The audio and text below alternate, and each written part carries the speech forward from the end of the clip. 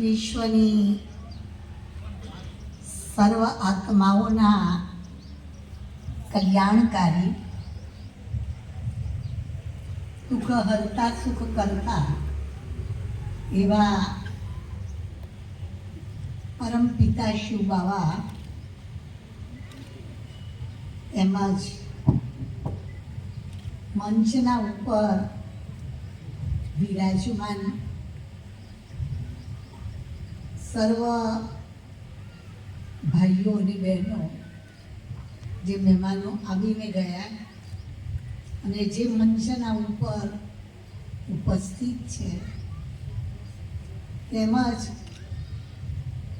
સાથી બ્રહ્માકુમારી બહેનો તેમજ સર્વ આપ સ્નેહી ભાઈઓ બહેનો તેમજ નાના નાના બાબાના ફૂલવાડીના બાળકો, આજે આપણે માટે બહુ શુભ દિવસ છે. ભક્તિ માર્ગમાં પણ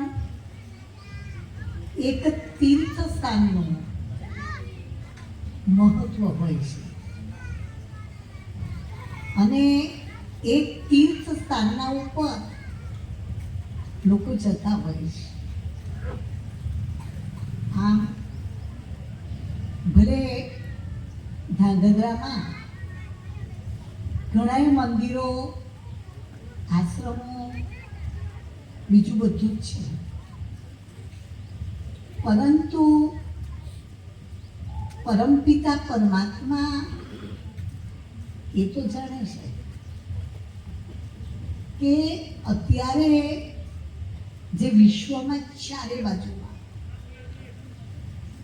લોકો અશાંતિ, ભય, અનિશ્ચિતતા, અનેક પ્રકારના તણાવ, જેને આપણે ટેન્શન કહીએ છીએ, ડિપ્રેશનમાં જે અત્યારે લોકો જઈ રહ્યા છે. આપણે કહીએ છીએ કે વિદેશ પણ કાચું સ્વર્ગ છે, પણ સ્વર્ગમાં એક મામૂલી ઊંઘ એ પણ શાંતિથી લઈ નથી શકતા. ગોળીઓ અને ઇન્જેક્શન પણ અત્યારે કામ નથી કરતા. જે વર્તમાન સમય આ કલયુગી દુનિયાની જે પરિસ્થિતિ છે, જેની વચ્ચે આપણે જીવી રહ્યા છીએ, એમાં વર્તમાન સમયે લોકો સમજી ગયા છે કે હવે યોગના માર્ગ સિવાય, તપશ્ચર્યાના માર્ગ સિવાય વળ્યા વગર છૂટકો નથી. વિજ્ઞાને આજે પૈસા છે, આપણે દવા ખરીદી શકીએ છીએ, પણ તંદુરસ્તી નહીં. મારી પાસે ધન છે, હું પુસ્તક ખરીદી શકું છું, પરંતુ દિમાગ નહીં. મારી પાસે પૈસો છે, હું સારામાં સારું મકાન બનાવી શકીશું, ખરીદી શકું છું,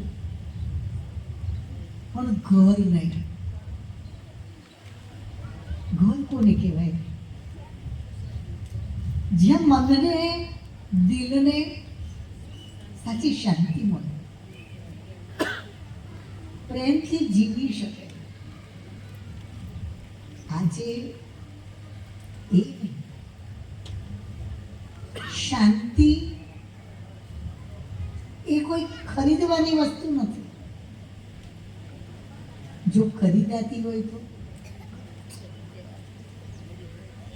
ધનવાન લોકો ખૂબ સુખી હોય, સ્વર્ગમાં માનતા હતા.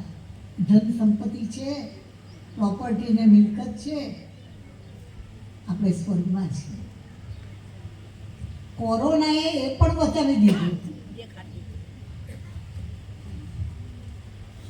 કે ધન, સંપત્તિ, મિલકત કે આપણા કોઈ વ્યક્તિ એ પણ આપણી સાથે નથી. કોરોનામાં વધારે કેમ મળ્યા? જે સમયે વ્યક્તિની સામે પરિસ્થિતિ હોય એ વખતે એને ઘરના સભ્યો એની સહાનુભૂતિ જોઈએ, એનો સાથ જોઈએ. એને બદલે મળવાય ના જવાય. લોકોને ખ્યાલ આવી ગયો. અને કદાચ હજી પણ ખ્યાલ ન આવતો હોય તો સમય અપાવશે. એ પરમપિતા પરમાત્મા, વિશ્વ કલ્યાણકારી ભગવાન કહી રહ્યા છે કે બાળકો, આ કલયુગી દુનિયા અત્યારે અંતિમ શ્વાસોના ઉપર ચાલી રહી છે. તમે જુઓ, અણુશક્તિના દ્વારા, કોમી રમખાણના દ્વારા, કુદરતી આપદાઓના દ્વારા, કુદરતી આપદાઓ જે ચારે બાજુ છે એમાં વિજ્ઞાનની શક્તિ એ કશું જ નથી કરી શકતી. કરી શકે? હમણાં અમેરિકામાં આગ લાગી અને એને માટે કેટલા પ્રયત્નો થયા. માણસની શક્તિ કામ કરી એને ઓલાવી છે. જ્યારે કુદરતે મહેર કરી અને વરસાદ પડ્યો. ભગવાન સ્પષ્ટ સાક્ષાત્કાર કરાવે. હવે સમય એ છે, આપણા કામમાં દવાઓ નથી આવવાની. માત્ર ને માત્ર જો કામમાં આવશે તો એ દુઆઓ કામમાં આવશે. દુઆ, આશીર્વાદ. આજના તો પરમપિતા પરમાત્માના આખા મહાવાક્ય જ હતા કે બસ તમે બધાને દુઆઓ આપો. સામેવાળી આત્મા કદાચ તમને બદુઆઓ પણ આપતી હોય. આપણે જાણીએ આ તો મને બદુઆઓ આપે છે, હું એને દુઆ શું કરવા આપું? દુઆ તો એને અપાય કે જે આપણને દુઆઓ આપે છે. ભગવાને કીધું નહીં, એ જેવી છે એ ભગવાનના બાળકો છે, બાળક છે. અને એ બાળક આજે નહીં તો કાલે એ પરિવર્તન થઈ જશે. કારણ કે મારા બાળક છે. એટલે તમે દુઆઓ આપો. જીવનમાં સુખ જોઈએ છે, શાંતિ જોઈએ છે, જે જોઈએ છે એ દિલથી બધાને આપવામાં લાગી જાઓ. સ્કૂલમાં શું કરીએ આપણે? ખેતી કરીએ. મને જે ઉપજ જોઈએ છે, મને ઘઉં જોઈએ છે તો હું જમીનમાં ઘઉં નાખીશ. બરાબર છે? મારે કેરી જોઈએ છે તો હું આંબો વાવીશ. ફ્રૂટ જોઈએ છે તો ફળોના બી નાખીશ. હું જે નાખીશ એ અનેક ગણું થઈને મારી પાસે આવવાનું. એટલે આપણે શું કહીએ ગુજરાતી, જેવું વાવશો એવું લણશો. દુનિયામાં તો બને કે સારામાં સારા બી વાવેલા હોય તો એ નિષ્ફળ જાય. પણ અહીંયા આગળ ભગવાનનું સેવાનું ખેતર છે, સેવાનું ક્ષેત્ર છે. એમાં જે પણ કંઈક આપણે બી નાખીએ છીએ એ અનેક ગણું થઈ અને આપણી પાસે જ આવે છે. એટલે ખાલી એટલું મનમાં રાખીએ ને કે મારે શું જોઈએ છે, હું શું ઈચ્છું છું, મારી બીજાના પ્રત્યેની કેવી અપેક્ષાઓ છે, તો જેવું હું ઈચ્છું છું બસ એ જ આપવાના કામમાં લાગી જાઉં, એ જ લાગી જાઉં. કેમ લોકોને શાંતિ મળે, કેમ લોકોનું કલ્યાણ થાય? બસ ભગવાન તારું ભલું કરે, ભગવાન તારું ભલું કરે. તો કર ભલા तो होगा भला. जीवन जीने की यह है कला. जो जीवन जीवવું હોય તો જીવન જીવવાની આ એક ઊંચામાં ઊંચી કળા છે.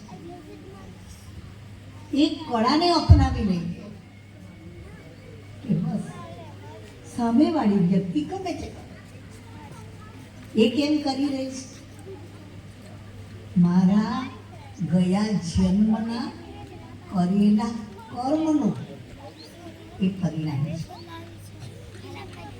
છે કે એ વ્યક્તિ મારી જોડે આવું કરી રહી છે, એ મારા કર્મ છે. હવે જ્યારે મને ખબર પડી કે જે હું કરીશ એ અનેક ગણું થઈને મારી પાસે આવશે, ભલે મેં પહેલા જાણે અજાણે કર્યું છે એ ભલે મારી પાસે આવતું, પણ નવું એ તો નવું. તો સૌથી શ્રેષ્ઠ માર્ગ એ કયો માર્ગ છે? ત્યાગ, તપસ્યા અને સેવા. જો આપણી અંદર આ વૃત્તિ જાગૃત થશે તો અચૂક આપણું જીવન શ્રેષ્ઠ થઈ જશે, ઉન્નત થઈ જશે. હવે ખૂબ આવશ્યકતા છે બધી વાતોમાં ત્યાગી બનવાની. કહેવાય છે ત્યાગે સો આગે और मांगे तो भागे. આટલો નિયમ યાદ રાખજો. ત્યાગ કરશો એ તમારી આગળ આવશે, અને માંગશો પેલા કે ને बिगर मांगे मोती मिले, मांगे न मिले भीख. લોકો ભીખે ના આપે, માંગવા દરેક પ્રકારની વાતમાં ભગવાને ગેરંટી આપી છે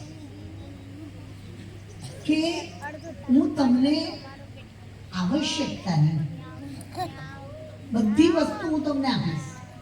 કઈ વસ્તુ? આવશ્યકતાની. પણ એ ઈચ્છાની નહીં.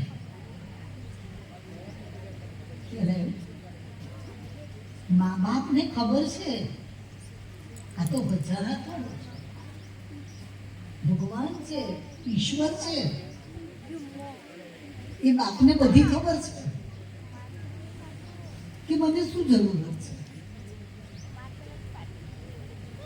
એને ગેરંટી આપી છે. અમારો રોકું છે 53 વર્ષ આ ઈશ્વરીય જ્ઞાન માર્ગમાં મારે ગયા. કદી પરમાત્માએ કોઈ વાત આવશ્યકતા ન આપી હોય એવું નથી. એને બદલે હું એમ કહીશ કે આવશ્યકતા કરતા વધારે આપ્યું છે. જરૂરત કરતા ભગવાને વધારે આપ્યું છે એવું કહીશ.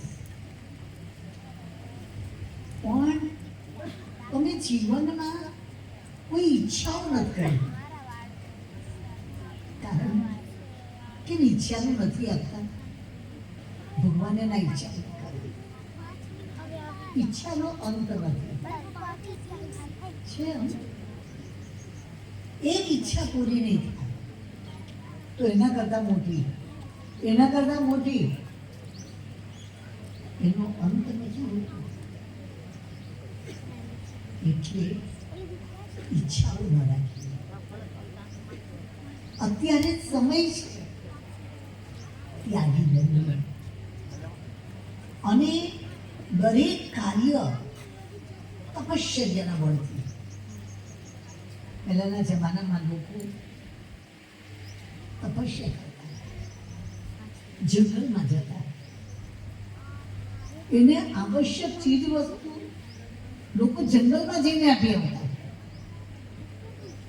એનામાં તપશ્ચર્યાનું બળ હતું. અત્યારે ભૂખા મરી જાય એટલે જંગલો છોડીને, કારણ કે તપસ્યા નથી, ત્યાગ નથી, તપશ્ચર્યા નથી, એટલે સાધુ સંન્યાસીઓ જંગલમાંથી બહાર આવી ગયા છે. અમારી વિદ્યાલય તો બહેનોની વિદ્યાલય છે. સ્વયં પરમ શક્તિ પરમપિતા પરમાત્માએ પિતાશ્રી બ્રહ્માના દ્વારા બહેનોને નિમિત્ત બનાવીને આ સંસ્થા ઊભી કરી છે. અને એને માટે એને તો લોકોના સંપર્કમાં આવવું પડે છે. અનેક લોકોના અમે સંબંધમાં આવીએ, સંપર્કમાં આવીએ તો અમે સેવાની પ્રવૃત્તિ કરી શકીએ. આજે 40 વર્ષ થયા આ ધાંગધ્રાની સેવાના. 40 વર્ષ થયા. 40 વર્ષ પહેલા પણ આ ગાળામાં હું ઘણી બધી વાર આવી છું. એક નહીં, અનેક વાર આવી છું. 25 નહીં 50 વાર આવી હોય આ ધરતી. પાઠશાળાઓમાં કેટલા તો પાઠશાળાઓના મકાનો એક પછી એક મારા આંખોની સામે બદલાયા છે. આપણને બેસે ક્લાસ કરવા માટે દયા આવે. બચારાને બેસવાની એવી જગ્યા, કોઈ ક્યાં બેસે, કોઈ બધા સ્ટેપના ઉપર બેસે.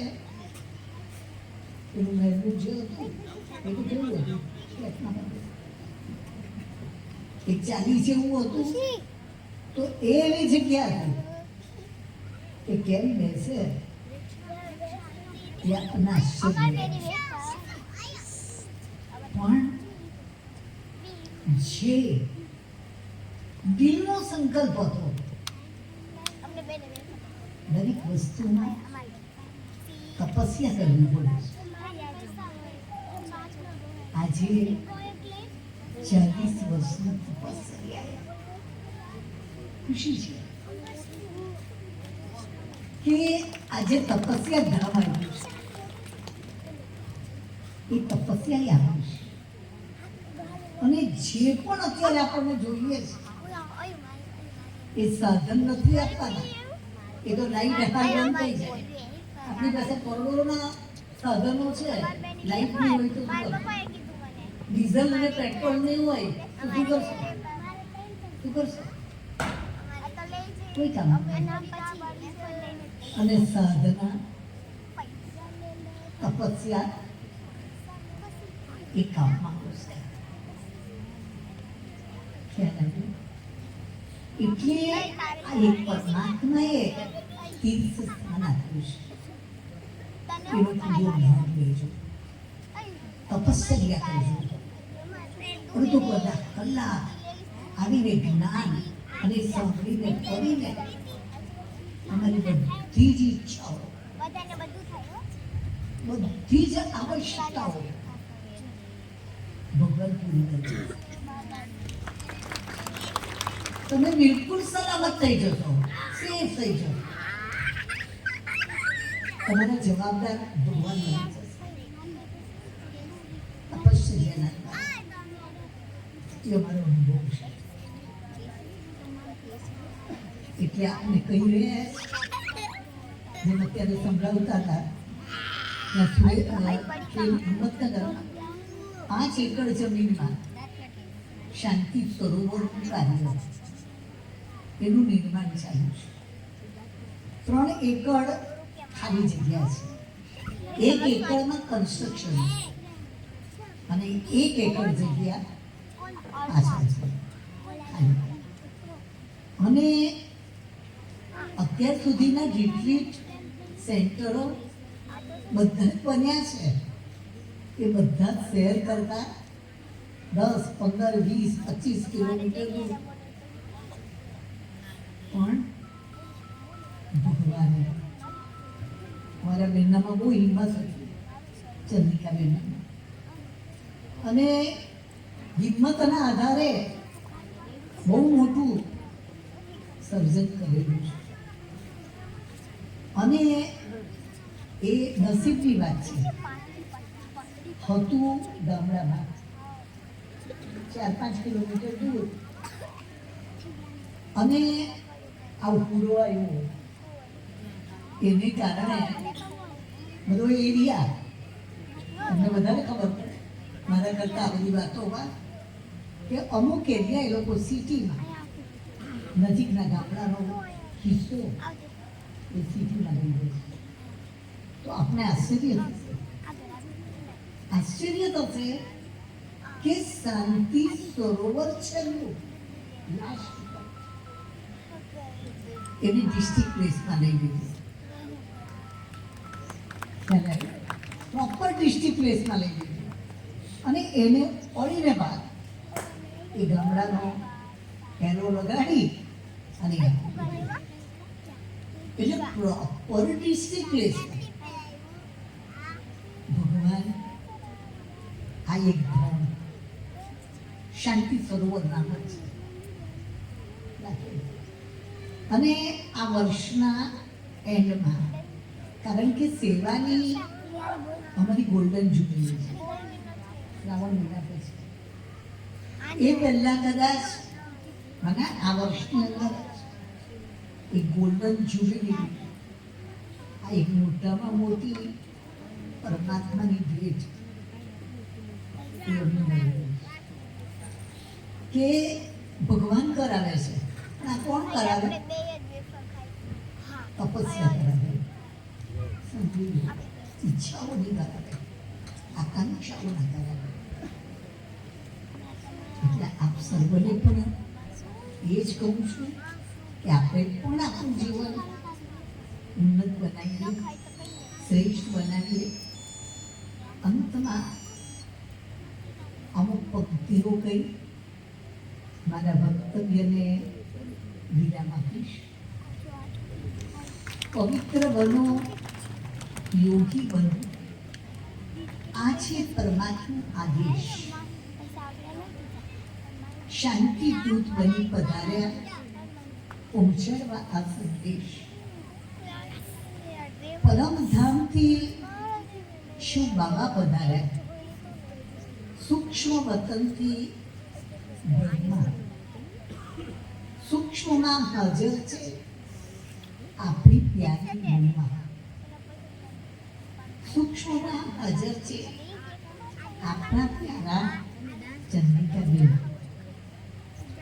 ધાંગધ્રા આજે બની ગયું છે ગામને બદલે તપસ્યાનું ધામ. ગામને બદલે તપસ્યાનું ધામ. નજર ઉઠાવી જુઓ જરા, કોનું છે આ કામ? કોનું છે આ કામ? હલચલ મચી છે દુનિયામાં, પ્રકૃતિ બની છે તંગ. જાગો, ઉઠો, હવે લાવો કઈ જીવનમાં પરિવર્તન. ભગવાન આવ્યા છે, ભગવાન આવ્યા છે ભારતમાં કરવા આધ્યાત્મિક ક્રાંતિ. જ્ઞાન અને તપસ્યાને અપનાવી પ્રાપ્ત કરો જીવનમાં સુખ શાંતિ. સુખ શાંતિ.